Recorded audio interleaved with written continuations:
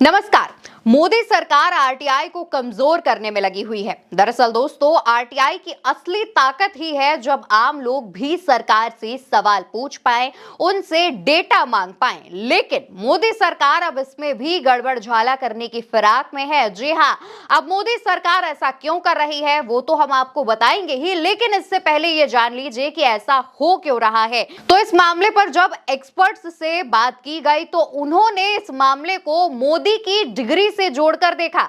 जी हाँ, कई एक्सपर्ट्स ने यह दावा किया कि जिस तरीके से मोदी की डिग्री को सार्वजनिक करने की मांग की जा रही है, डीयू से मोदी की डिग्री दिखाने की मांग की जा रही है, इसको लेकर के ये जो तमाम चीजें हैं वो की जा रही हैं।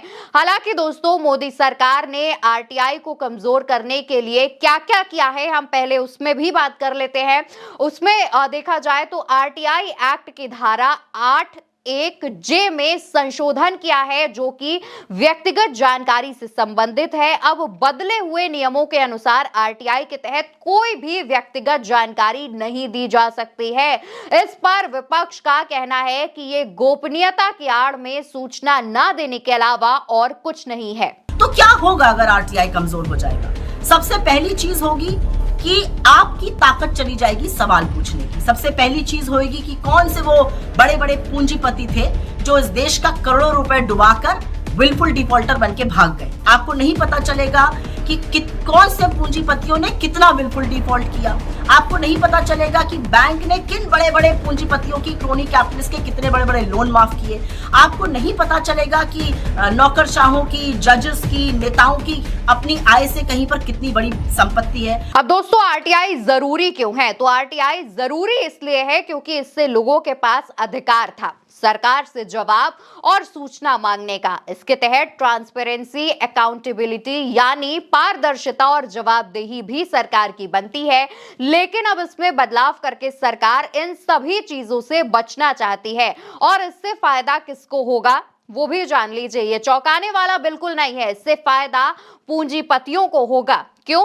क्योंकि भारत से कितने डिफॉल्टर भागे, बैंकों ने किन बड़े बड़े पूंजीपतियों के और कितने के लोन माफ किए हैं, उसके अलावा राशन दुकानों से किसको और कितना अनाज बांटा गया है, जनप्रतिनिधि, नौकरशाह और न्यायाधीशों की आय और संपत्ति, सरकारी योजनाओं के लाभार्थी, मतदाता सूची में किसके नाम जोड़े या हटाए गए हैं, इसके अलावा तमाम ऐसी चीजें हैं जिनका डेटा अब आप सरकार से नहीं पूछ सकते हैं, सरकार से नहीं मांग सकते हैं, या फिर सरकार इन सब की जानकारी आपको अब देने के लिए बाध्य नहीं होगी, क्योंकि आपके पास इसका अधिकार ही नहीं रह जाएगा जब आरटीआई में संशोधन कर लिया जाएगा। इस मामले पर कांग्रेस अध्यक्ष मल्लिकार्जुन खड़गे ने क्या लिखा है वो भी आपको जान लेना चाहिए। कांग्रेस अध्यक्ष मल्लिकार्जुन खड़गे अपने पोस्ट में लिखते हैं, एक तरफ मिस इन्फॉर्मेशन और डिसइन्फॉर्मेशन में भारत पिछले वर्षों से शीर्ष स्थान पर आ रहा है,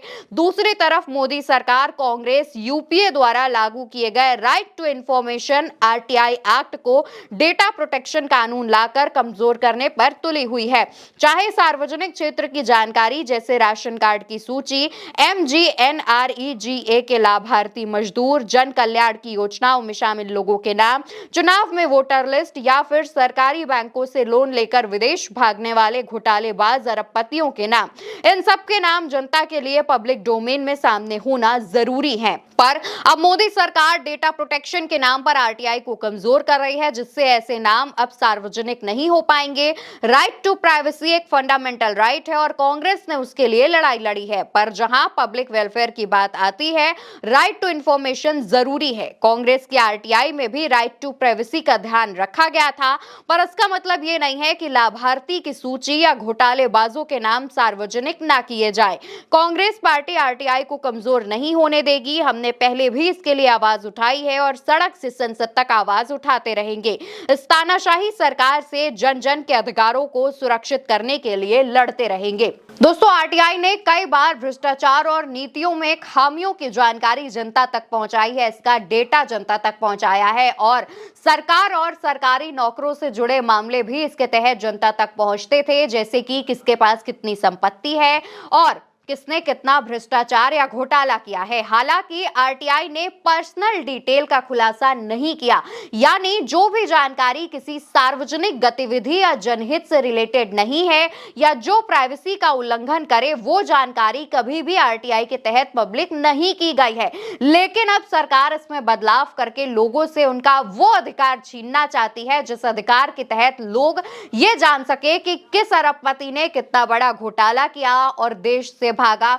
इसके अलावा भ्रष्टाचार और इसके अलावा सरकार से तमाम उन चीजों की जानकारी जो कि एक जनता का अधिकार है, वो उस पर अब मोदी सरकार रोक लगाने वाली है। लेकिन विपक्ष लगातार इस पर कह रहा है कि भारत के नागरिकों को हर चीज जानने का अधिकार है, ना कि किसी राजा की प्रजा जिनको सिर्फ जयकारा लगाना आता है, क्योंकि भारत एक लोकतंत्र देश है। यहाँ तानाशाही नहीं चलेगी, यहाँ पर आप अपने नियम लोगों पर नहीं थोप सकते हैं।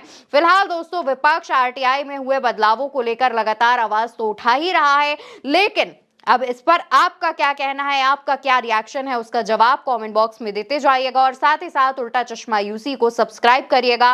वीडियो को ज्यादा से ज्यादा लोगों तक पहुंचाइएगा जिससे उन तक भी ये जानकारी पहुंच सके।